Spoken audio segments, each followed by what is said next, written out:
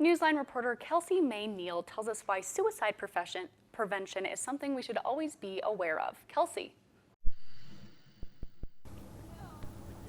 In the United States, September is National Suicide Prevention Month. However, we can always find ways to help prevent suicide and those who are struggling. Clint Hobbs is an Associate Clinical Director at the Counseling and Psychological Services at BYU. He has been working on suicide prevention for over 10 years. Hobbs says suicide is the most preventable kind of death.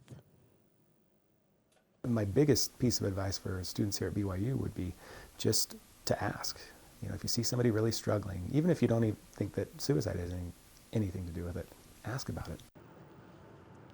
BYU students struggling with suicidal thoughts can find help in many campus, online, and hotline resources. But for student Garrett Gibbons, the most important resource was the people around him.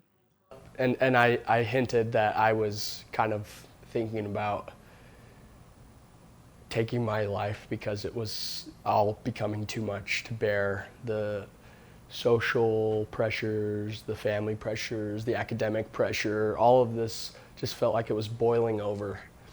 Gibbons credits the efforts of a friend who was willing to make sure he had the support and help he needed, saying that friend saved his life.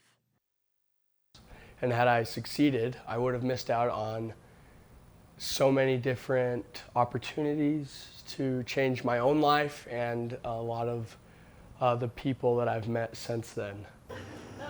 Suicide is something we can all help to prevent. If you see someone struggling, don't be afraid to reach out.